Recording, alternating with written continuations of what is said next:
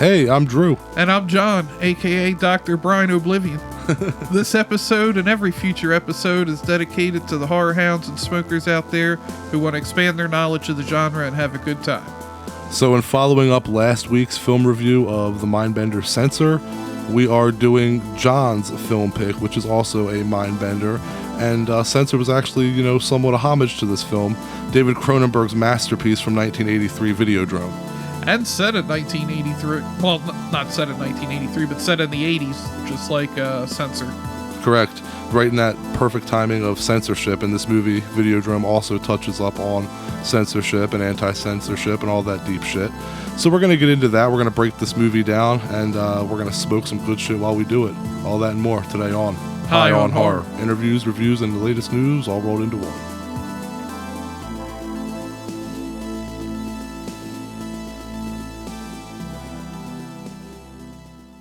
All right, yeah, John and I are so excited to talk about Videodrome. This is just a huge film for us. We both love it. Great movie. Yeah, and it's important to know, for you listeners out there, David Cronenberg was in his prime at this time. At the time that this film was made, this was the middle film made in his prime. Before this, he did The Brood in 1979. Then 2 years later, in 81, he did Scanners. And then 2 years later, in 83, he did Videodrome. I mean, this was a long roll of good films. Videodrome was preceded by The Dead Zone, The Fly, Dead Ringers. I mean, come on. Yeah, I mean, The Brood, I'm a huge fan of Edge, Christian, and Gangrel as well. Well, here's the thing, though. By the time Videodrome happened, Cronenberg had kind of honed his weird body horror style into the perfect film. The king of body horror. They Came From Within and Rabid were his first two experiments in the body horror subgenre, and they're good, but something's missing. But enough is there to make you like the movie and make you want to see the next thing that he's going to do. And, by the time Videodrome struck, Cronenberg hit his stride and was cruising on that wave with audaciousness and ambitiousness. David said that he writes from his dreams, and I think that shows, and that explains the trippiness in a lot of his films. And Videodrome is the most Cronenbergian Cronenberg film. Wouldn't you agree? Yeah, and I mean, his dreams, I want to know how he vividly remembers them like this, and the fuck kind of dreams is he having on a regular basis? Yeah, right? Well, here's a knowledge nug. Cronenberg actually said that Scanners is the most frustrating directing job he's ever had. That's surprising. I would have thought it'd be Videodrome, but who knows? Anyway, what do you got for us over there? What do you got packed? What do you got for us today in weed? Today in weed, we got Blackberry Punch. Ooh. This is very purple. Do you have the statistics on that one, like how much THC and all that, or it's 17% THC, but I feel like it has a pretty smooth taste to it. Oh right, yeah. And besides, it's what was it our buddy Kenny said? That just because it's purple doesn't mean it's not going to get you lit. Yeah. I've sampled a little of this before we recorded yesterday. Obviously, I would have too.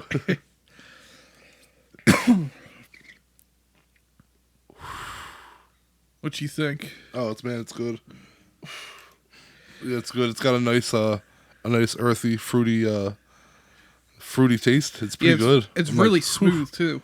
Yeah, that's what I'm still taking it in right now. I definitely dig it. Hell yeah. Anyway. Sorry about that. Yeah, I'm gonna exhale first, and then we can get on to Videodrome. Like Drew said, 1983, and it's set in Toronto in the early 80s, and it follows our man Max Wren, played by James Woods. He's the president of Civic TV at Toronto. It's UHF. I don't know if the kids today know UHF and VHF. I barely had any experience with it. We had an old TV that you had to tune it. Did you ever have one of those? Yep. Oh yeah, bunny ears, rabbit ears. Yep. And he stumbles upon a broadcast coming out of Pittsburgh. I mean, nothing good usually ever comes out of Pittsburgh. But anyway, he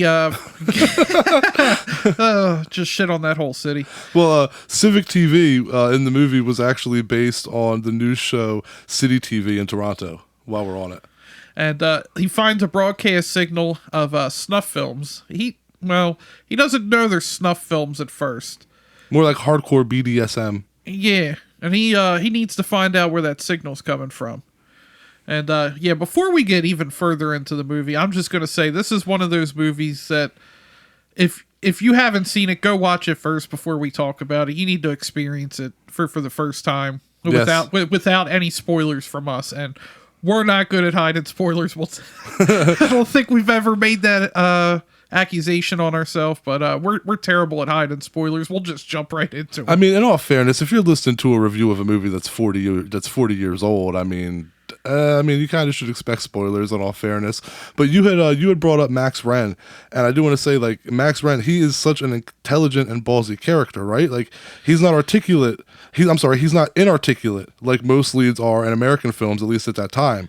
And speaking of Max Wren, I don't know anything about motorcycles, but apparently Cronenberg is a huge fan of motorcycles, hence the Rabid. But he named Max Wren after Renmax, which is a motorcycle brand or a parts brand or something like that. That's why I don't necessarily know anything about motorcycles either, but there was something about the name that just seemed familiar. But now that that makes a lot of sense. It doesn't seem natural. You could tell it's like a special name, like something about it clicks, but you can't put it together. And James Woods, like, I feel like maybe now a lot of people aren't familiar with James Woods' work from like the 80s and 90s. Most of it's terrific. I feel like this is maybe the best role he's ever done. And it feels it feels like it definitely feels like it was written for him almost.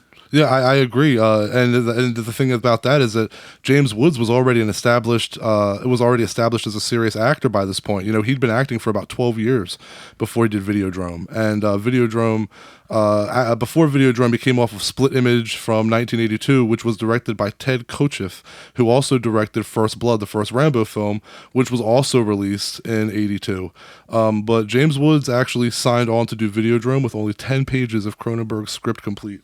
I mean, I could see Cronenberg selling you in 10 pages or less. Right. Well, here's what the knowledge dog. Did you know that he has a fucking IQ of 180? James Woods. Albert Einstein had an IQ of approximately 160, and another source. Where's this coming from? I like James Woods. I don't want to say the guy's not smart, but I don't know if I believe that. Well, that's the thing, right? I actually looked it up, and I saw some Google results, and it was true. I saw it on IMDb, but it says that another list has him listed at approximately 160. And I'm sorry, Albert Einstein had an IQ of 160. Another source lists Wood's IQ at 184 and says that he scored a perfect 800 on the verbal portion of the SAT and a 779 in math. Jeez. Right? I think that this might be the only movie where Cronenberg had somebody on set that was smarter than him. But, James Woods could have did so much better stuff with his life with that IQ. I mean, I'm not saying he's a bad actor, but, he could have been solving world problems. Yeah, we need you elsewhere, man. Instead, he Max Wren watching snuff films that are possibly coming from Malaysia. But in the end, Pittsburgh, basically the same thing. That's right. Well, actually, here's something else that I learned. The orange walls that you see in Videodrome, you know how all the clips that you see are in that orange wall where it's it's like people being chained up with that orange clay type of wall. Well, it says that the orange walls that you see in Videodrome in the torture clips were based on the fact that prisoners in real life find orange walls unbearable. So the orange walls in Videodrome was meant to kind of put you off kilter and feel a little more uncomfortable, for the viewer by having orange walls. That's interesting because orange is my favorite color, and at one point I thought about painting my walls orange. Maybe it gets because it just it's never not bright, it's always maybe bright. I don't know. Maybe I don't know. Maybe I would have been depressed if I painted them orange. Who knows? Anyway, getting back to the story here, Max Wren, like we said, is president of Civic TV, and he has Harlan. He's also an operator, and they get unauthorized. He has unauthorized satellite dish, and he's kind of a scumbag, Max Wren, but he's always. I guess he kind of almost would have fit in with the video nasties because he would have definitely showed those. Yeah, and because he was finding the most extreme clips he could. Well, that's just it. Max Wren is the opposite of Videodrome. He isn't for censorship. He seeks out the weird and fucked up stuff. That's his niche, and Videodrome, who we'll get into, who's behind that in a bit, they are basically more about censoring and punishing people who watch that stuff. So yeah, he's very much the opposite. And very much he's very egotistical. Absolutely, very egotistical dude. But he's like he's a cocky, he's brash, but you love him. And Harlan, he shows Max Videodrome, and it said it was being shown from Malaysia, and he was wondering. I like how when he's watching the people get murdered, he goes, "What's the production value on this?" Yeah. So they watched anonymous victims being violently tortured and eventually murdered, and Max believes it's the future of television, and he gets Harlan to begin the unsolicited use of the show. And then we see Max, he's on a like TV interview show. I guess it would be like Donahue or some of that shit back in the day. And we have Dr. Brian Oblivion. Dude, that isn't a badass name. Granted, Brian Oblivion, I know, man. I mean, I took it for the beginning of the episode, but yeah, Oblivion's a pretty badass sounding nickname. But he talks about on the show about how we're entering a new era and everybody's going to have special names that light up in neon, and just basically talking about how bad television's going to be and basically ruin society. And Max, he's against censorship. And then we also get another character introduced, Debbie Harry, who does a really good job. I don't know why she didn't do more acting. I know, right? Well, Debbie Harry, she was acting for about less than 10 years at this point, but she was also being taken seriously, and I think she did great in this role as Nikki Brand. And the character is very provocative. And speaking of provocative, John Waters, you know who John Waters is, right? Oh yeah, the controversial filmmaker who's most famous for Pink Flamingos. He actually said that Videodrome was, quote, very provocative for its time, end quote. So if John Waters says that it's provocative, it's goddamn provocative. I mean, 1983, yeah, like Nikki Brand is sounds ridiculous, is a character. Yeah, to word it that way, but it's hard. There's no box. There's characters you can put in a box of this archetype. There's no box you can put Nikki Brand in. I agree. It's weird because I guess like that Debbie Harry, she is attractive, but she does have a weird facial geography, and apparently Cronenberg had trouble properly lighting her face and ended up using soft lights to get the desired effect he wanted when she was on screen. And here's a knowledge nug: she dyed her hair red for the role, obviously because she's blondie. Yeah, and she's definitely into the S&M. Oh yeah. Real quick though, before we go back with her, I did want to say that Peter Dvorsky, who played Harlan, he was also in The Dead Zone as Dardis, which was released the same year as Videodrome in '83, and that was also directed by Cronenberg. Yeah, he had a good year that year. Yeah, he did two awesome Cronenberg films. Well, after the interview on TV, Nikki and Max start having a sexual relationship. And after they find out that the broadcast is coming out of Pittsburgh, she decides she wants to go audition for the show. Which, that seems totally normal after you watch Videodrome. So, It seems totally normal. Totally normal. And Max keeps begging her not to go on there, but she doesn't listen to him. She leaves, and we don't really ever see her again. Well, we see her again, but it's Videodrome, so it gets weird. Yeah. Yeah, absolutely. And, it's gonna get weird as it gets weirder the more that the film just gradually plays out. So where do you want to go with this next? I was gonna say next we have Masha. Okay. Come in, and she sells some real softcore porn. I can't. There's somebody she reminds me of, but I just can't place it. I'm trying to remember. I can't remember the name of the movie that she was like trying to get Max to buy to show on his Canadian. Oh, was it the Samurai Dreams? I don't remember. I thought it was like that shit cracks me up. Romans or something. Yeah, I can't remember the specifics of that scene. I do know what you're talking about, though. Their dialogue eludes me right now. But by the way, that whole opening scene with Samurai Dreams with the little dildo, that shit cracks me up, man. Like, I don't know how anybody could watch that and be aroused by that type of shit. It's freaking hilarious. Max asks her to help him find out the truth about Videodrome, And she says that it's not only is the footage not faked, but it's the public face of a political movement. And Max tracks down Oblivion to a homeless shelter. And they have just a bunch of, like, wanderers, like, homeless people. That's what I did, the cathode ray mission. It's like a church. Like Yeah. a church to help people, like, by giving them their fix of TV, like a homeless shelter. Yeah, but they're with, just, like, sitting... like, just It's absorbing like these TV. hospital rooms, like, almost... Yeah. Little, like, sectioned off. little Like, section off, and we're just sitting there mindlessly staring at the TV. it's like a crack house almost, with people getting It's their a crack fix, house, but for TV. But for TV, people absorbing TV. And their fix of where they basically can't get unedited, or where they can get shit that's unedited.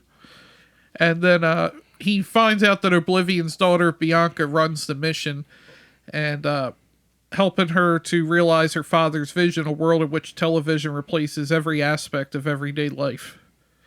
I mean, I guess you could almost argue that maybe not television, but, like, cell phones Yeah. and stuff like that. Like, it's kind of happened. Like, Yeah. Yeah. I mean, you have like these YouTubers and, like, game streamers. That's the only thing they're in front of, like, all day. Yeah, that's complete. Yeah, this movie. Well, a lot of Cronenberg films, like Carpenter's films, are ahead of their time. Like, time actually grows into the movies; they don't get dated. And we also find out that Brian Oblivion is not actually alive, but he's just recorded, like, was it hundreds? For every scenario, hundreds of tapes Yeah. for every scenario. I want to know. And his daughter. I want to know how long it took. Oh God, into scenarios. His daughter, Bianca. Yeah, like she keeps him alive by passing out the tapes that basically are in coordinates with what she needs people to see of him to think he's alive. And like you just said, I can't even imagine, like, the amount of scenarios and tapes. I mean, you see, like, the library, it's ridiculous. But here's a little knowledge nug. Brian Oblivion is played by Jack Creley, who actually had worked with Kubrick nearly a decade prior in '64 in Dr. Strangelove, or How I Learned to Stop Worrying and Love to Bomb, and he played Mr. Staines. So he worked with Cronenberg and Kubrick. That's fucking awesome. I feel like that's a forgotten Kubrick movie. It is. I haven't seen it in so long. That's so good though. It's on my Voodoo. There's a lot of. That's why you're a big war fan though. You like war movies. Yeah, and I also really like Kubrick. Damn right. I mean, I mean, well, just to get off topic quickly, I will say I don't know why I can't think of the movie Full Metal Jacket. that movie's amazing. Full Metal Jacket's The amazing. second half though is like I've always felt that way. Like, the first half is so good, and then Arlie Ermy dies, and Yeah, after spoiler alert Ermy, if you haven't seen that.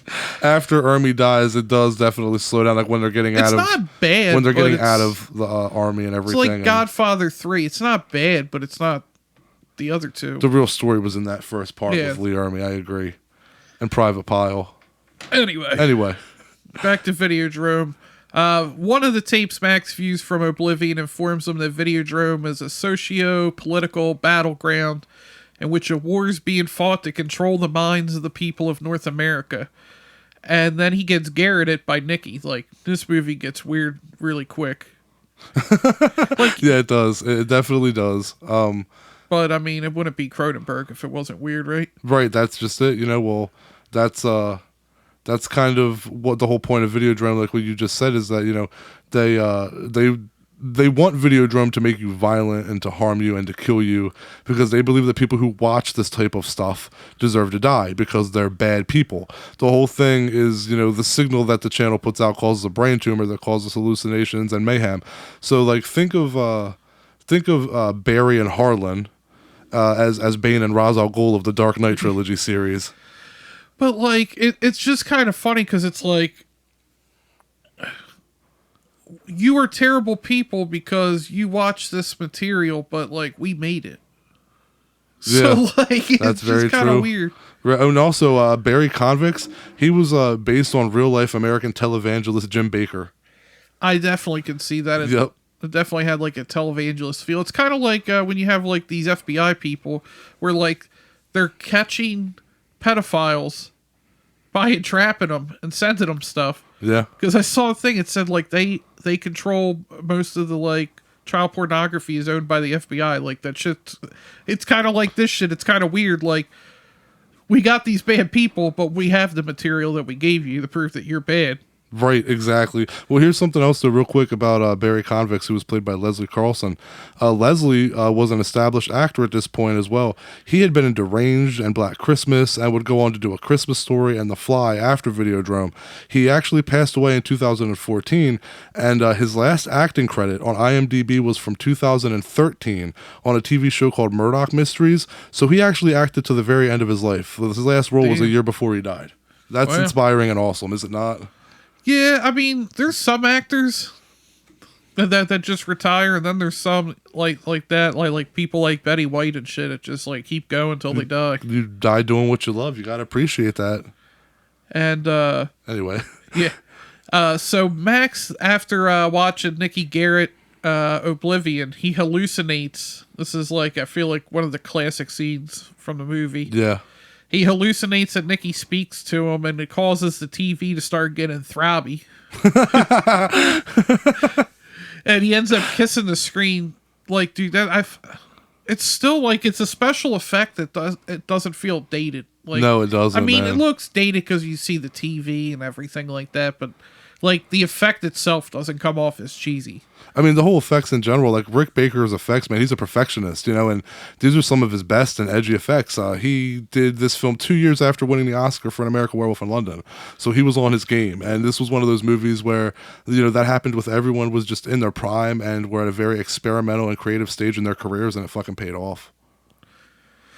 Yeah, he definitely does good work. And then disturbed, Max returns to Oblivion's homeless shelter, and Bianca tells him that Videodrome carries a broadcast signal that causes the viewer to develop a malignant brain tumor. Mm-hmm. Oblivion helped to create it as part of his vision for the future, and he viewed the hallucinations as a higher form of reality. So I guess, is that like VR for him, I guess? Yeah, basically. Yeah, you could kind of compare it to VR.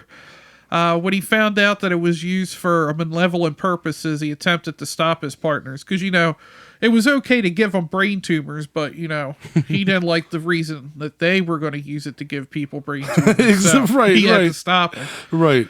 They used his own invention to kill him. In the year before his death, Oblivion recorded... I was wrong. I said hundreds. Apparently it was tens of thousands of videos, which now are the basis for his television appearance. Which, we end up getting to the line later. I jumping a little ahead, but long live the new flesh. In a kind of a way, that's continuing his life and living forever. Yeah, I mean, that's... He's got tens of thousands of videos. Yeah. I mentioned this to Nicole. I mentioned this real quick. With his VHS, do you think, like, maybe they would have converted them? Actually, I mentioned this, I think, about The Ring. Same thing. Would they have converted them to Blu-ray in the future? You know, would it have been saved to a hard drive? Maybe it's just been streaming online. You could just stream his interviews. That'd be crazy. Yeah. But speaking of VR, though, in the scene where Convex puts the VR helmet on our main character, why the hell am I freaking Max Ryan? There we go. When weed. Yeah, when Barry Convex puts the VR helmet on Max Rand, that's actually David Cronenberg. He wore the helmet in that scene because James Woods refused to wear it. So that's actually Cronenberg. You see, I guess I don't know if it's a claustrophobic thing or what, but James Woods did not want that helmet. Apparently, I heard he was worried he was going to get electrocuted. Oh, really? Oh, well, I mean, I could see that. I could see that. I guess. Yeah. I mean, that helmet was fucking huge. But can we take a second, real quick, though, to talk about the score by Howard Shore? Who does all of Cronenberg's films, I mean, to even this day. And the music in this movie sets the tone, man. It's brilliant. It's my second favorite score after Dead Ringers. I mean, that synthesizer and that just off-putting, like, the music. Oh, man, I love it. I don't even know how to describe it. Well, I mean, dude, everything Videodrome for me with Cronenberg, I'll be like, yeah, it was the best. Yeah, it was the best. It's just, I don't know. It's the one, I watch this movie too much. It's the one that clicked with you the most, yeah. Yeah, like, because I feel like it's, like I've said, like Halloween, like, sure, Halloween looks dated in the sense you could tell it's the 70s, but it's a timeless story that can be told anytime. Agreed. It's still relevant. Like, even though this was about VHS and, you know, television and censorship, it's still relevant with, like, us on YouTube and different services. Still censorship. There's censorship fights. Yeah. And The one, like I always said, is because he says everybody have a special new name, and I'm like, that's people with usernames. Like most, like YouTube, nobody's really most people aren't necessarily using their real name. Yeah. They're Right. A lot of people that started those just had like a username, like They're known by came a different name, not their government name. the government name, so to speak. But like, yeah, I mean, it's still relevant today. Absolutely. And here's a knowledge nug. So beta cassettes were smaller and could fit into weird places, back then when they were out. Yeah. They lost though. That's what led to the idea of putting, a tape inside a human body to absorb. Yeah, and that was those scenes are great, but yeah, I just had to throw that in there. Yeah, and then Barry Convex, he's has Spectacular Optical Corporation. Yeah, eyeglass company. It acts as a front for an arms company. Like this movie just keeps getting darker and darker. Yeah. And he uses a device and he records one of Mac's fantasies, and it was him whipping Nikki. Like, I think those two were made for each other. Yeah, they had a kink. They definitely shared the same kink. For sure. Max then wakes up to find Masha's corpse in his bed. Like I said, how this movie gets weird quick. The thing is, it doesn't stop. No, like it doesn't like all of a sudden get weird and then it plateaus on just like it's just where like shit just keeps ramping up through the end of the movie. Well, that's what I was gonna say was that there's two things with that. One, I just watched this the other day, and I thought like 30 minutes in, it literally said 30 minutes and like 40 seconds on the clock, and I'm like, this movie's good, man. I was like, it's so good. I was like, but we didn't really like get to like the juiciness yet. This is all like set up, him trying to find out the signal for Videodrome and going on the date with Nikki. But once that 30-minute mark hits, then the whole last hour is, like you said, it's just one thing. It doesn't stop, and it just becomes trippier and trippier and trippier. And it's one of those ones where even though I know what's going on, you literally, sometimes I do anyway, I have to keep like a conscious effort, make a conscious effort to keep like my mind straight as to what's going on, because even now watching it, I could see how people would be like, what the fuck just happened? Even though I get it, I could still see the other side where I could see why people would be totally fucking thrown for a loop by that. And the thing is, as we continue going through the plot here, you'll see, but like there's a twist, and then you're like, oh, that's a twist, and then there's just twist after twist, but it doesn't feel cheesy. And then a twist after twist, and an ambiguous ending, and throw this, I top it with an ambiguous ending. But yeah. So where we're last thing we're at here about being an arms company, and they recorded Max's fantasy of whipping Nikki. And he wakes up and finds Masha's corpse in his bed. He calls Harlan to come photograph the body, but after he arrives, the body's gone. Like, there you go. That was another one. You're like, what the fuck? Yep. And wanting to see the latest Videodrome broadcast, Max meets Harlan in the studio. And then there we get another twist. Harlan reveals that he's been working with Convex with the goal of recruiting Max to their cause to end North America's cultural decay. Dun, dun, dun. They're the villains. They were behind it all. Giving brain tumors to anyone obsessed with sex and violence, and by having him broadcast Videodrome. And then we get our Betamax tape. Convex inserts the brainwashing Betamax tape into his torso. Dude, like that, I mean, are we going to call it what it is? He had like a belly pussy. So I was going to call it a tummy pussy, but a belly pussy works, yeah. With teeth. And yeah, I mean, I've certainly never seen a pussy big enough to put a VHS tape in, but that thing ate it up. Or a beta tape, I'm sorry. Fit. Yeah, a Betamax, I'm sorry. I'm surprised they lost the war. But they market it that way. Again, the effects by Rick Bakerloo, it's obvious what it is. Cronenberg always has some sort of sexual innuendo or some sort of sexual imagery in his films. And he loves body horror. It's like H.R. Geiger, like just like with the alien dickhead. Like there's always some sort of dick or vagina in his movies somewhere or everywhere. So obviously it does look like that, but it's just such a great effect. And the only time it ever really looks cheesy is when Max's arm gets caught, and like they kind of linger on the shot too long, where he's like his arm is stuck in his belly, and you can see the fake arm. That's the only complaint, and I don't think the effect is bad. I just think the shot goes on too long and reveals itself by being such a drawn out scene. And then under Convex's influence, Max murders his colleagues at Civic TV. Then he attempts to murder Bianca. He goes back to that shelter. And she The third manages raid, to yeah. stop him by showing him a videotape of Nikki's murder on the Videodrome set. So then she reprograms him after he just got programmed to her father's cause, Death the Videodrome, Long Live the New Flesh.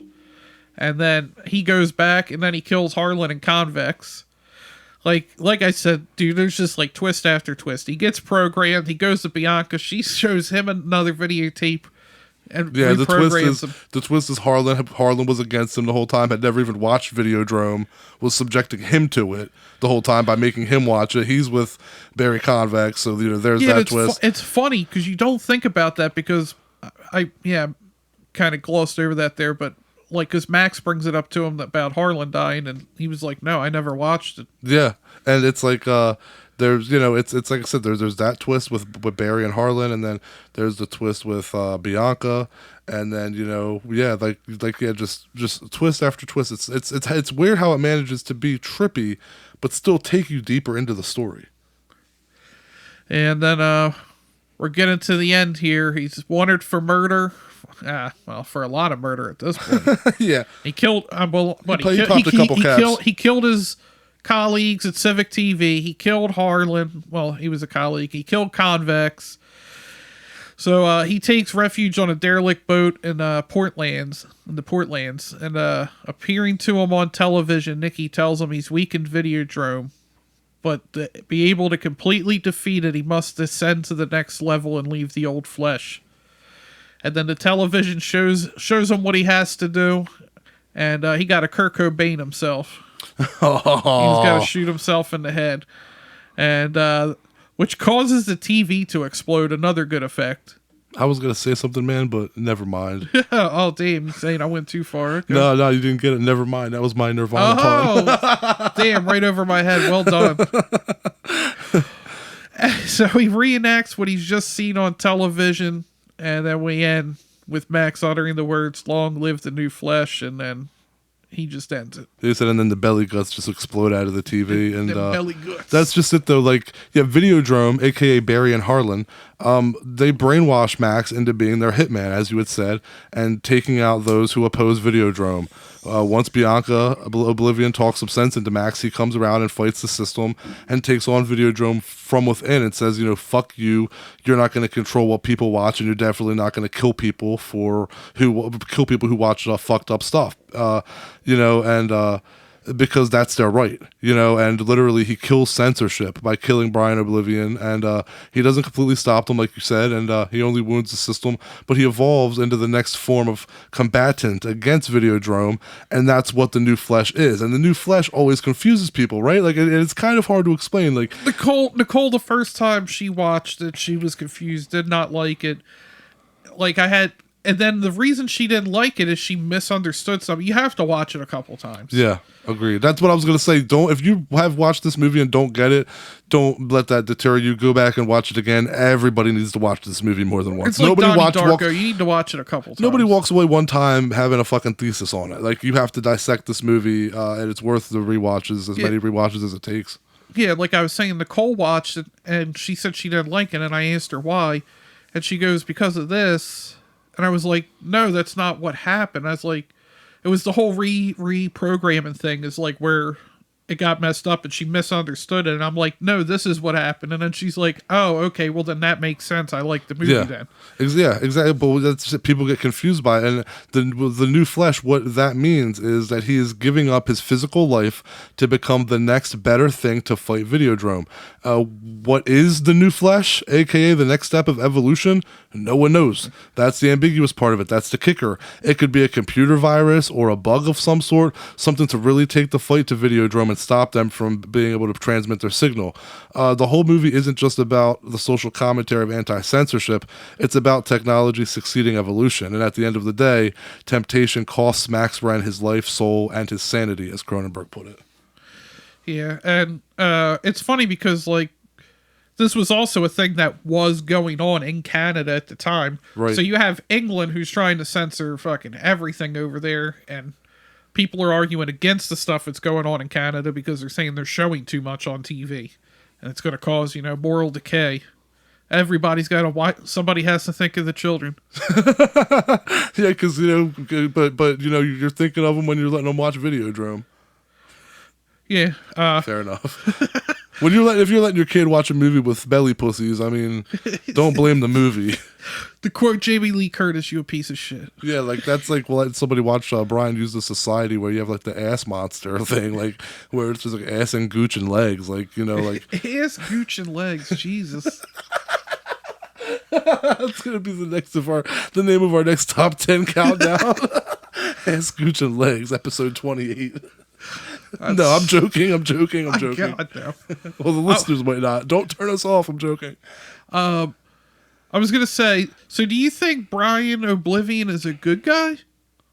Yeah, Brian Oblivion was for fighting Videodrome. He knew what they were trying to do. But that's why he has was a part of making something that he knew it had a tumor in it, right? I mean, I guess, yeah. I mean, but at the end of the day, he was trying to like make people aware. Like he was the Roddy Piper of They Live. He was the one trying to say like they like try to open people's eyes, and Max Wren opened his eyes. But yeah, I never really thought about the tumor thing. You're right. I mean, I guess it's a damned if you do and damned if you don't. But I took him as the good guy, hence why Barry and Harlan had him taken out. But at the beginning, like, you think he's the bad guy. You think he is, and then you realize which side he's on. Another twist in the movie, another complex layer of the story. Yeah. I probably should have counted, but like, there's got to be at least like 10 twists in the movie, right? Or like somewhere around there. It takes you for a loop, and that's the thing, because you're blurring reality. But none of it feels like, oh, they did that. But like Censor, though, the line blurs between reality and hallucination, and so like there's that line of you don't really know sometimes, and there's this theory that, I mean, it's kind of common, but some people say that when Max Wren put the VR helmet on, like he never took it off, and like the rest of the movie is just him tripping out doing the virtual reality thing. That honestly, if you think of it like that, it makes more sense, because from that point in the movie on is when shit gets really crazy. That's when he has like the handgun and all that shit. So you could put it together that like, he's just tripping in this VR the whole time, because none of that illogical shit happened before he put the helmet on. Everything was very grounded. But that takes the fun out of it to think it's all fake. Yeah, I mean, but it does make sense because of how weird shit gets. It's totally like a pre-Total Recall. Like a more darker Total Recall in a sense. Like that's a good way to, yeah. I'm happy with that. I'm happy with that little tie. I'd take Videodrome over Total Recall. Yeah, I would too. But speaking of Censor, though, I mean, how many movies like Evil Dead Trap and Censor and Jennifer Reeder's segment on VHS? Like, how many movies did Videodrome, like, influence and inspire? It was such an innovative movie, you know what I mean? Like, it's this, I don't want anybody, I'm tired of hearing everybody talk about Jordan Peele. I want anybody to I dare anybody to tell me that Videodrome is an elevated horror. Jordan Peele might have owned that genre now because he's good at it, but he's not the founder of it, and everybody thinks of elevated horror as Jordan Peele. No, you need to go back to Cronenberg. Cronenberg is your first elevated horror. Yeah, you got a good point on that. Dude, like, the first time I saw, like, this movie just blew my fucking mind. And I was like, damn, I need to see this again. Like, the same. Dude, it's just, like...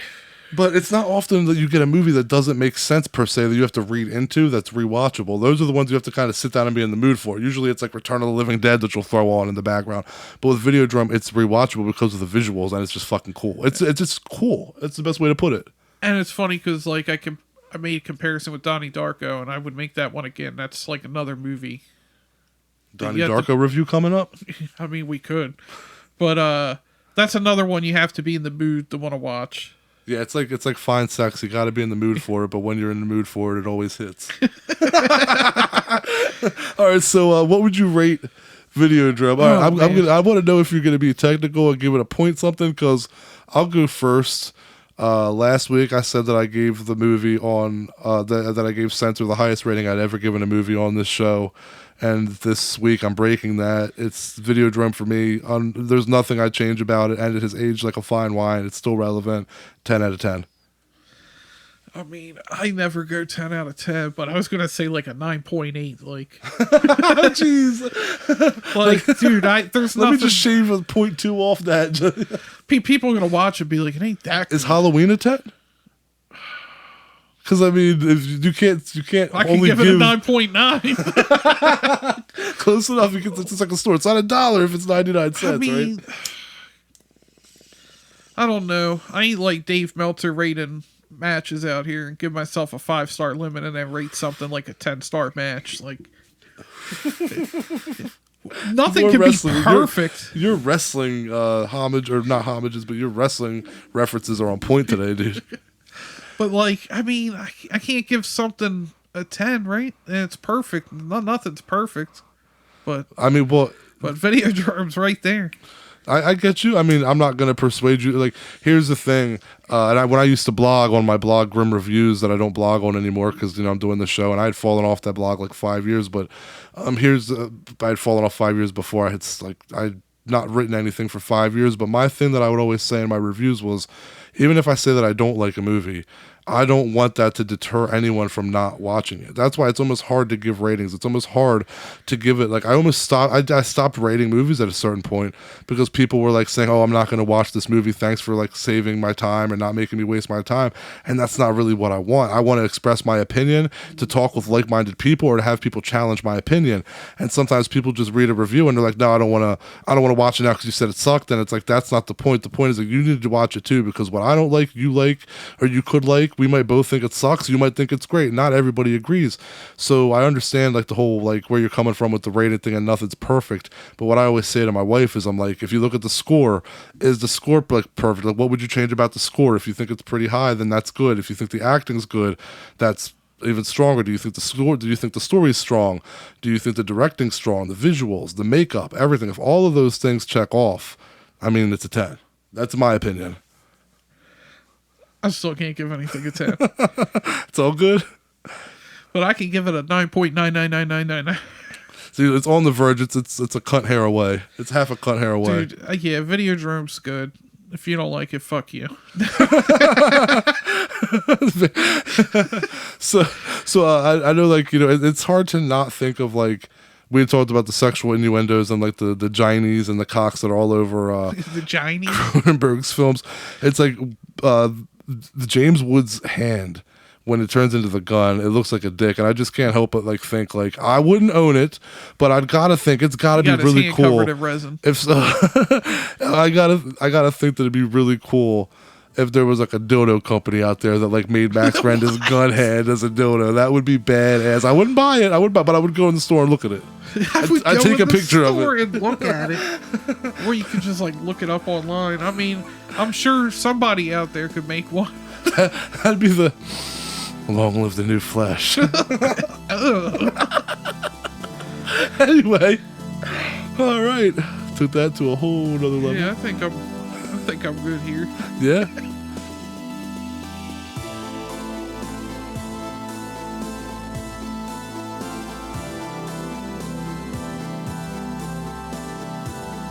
Thanks to all the horror hounds and smokers out there for tuning in. And next week we're going to have a 2020 horror sci-fi film, Possessor by Brandon Cronenberg. Oh yeah. I haven't seen it yet, so Drew's going to get me to watch it. I guess we'll see if Brandon is good as his daddy. It's good. It's fucking good. It's true. It's damn true. And make sure to follow us on social media on Facebook, Instagram, Twitter, and TikTok at High on Horror 420. You can always go to our website, highonhorror.com, and you can email us at highonhorror420@gmail.com. And yeah, we'll talk to you next week, and we'll have a Possessor film review for you. And I guess that's everything. How about wrap her up? Catch you later. Bye, everybody. Long live the new flesh.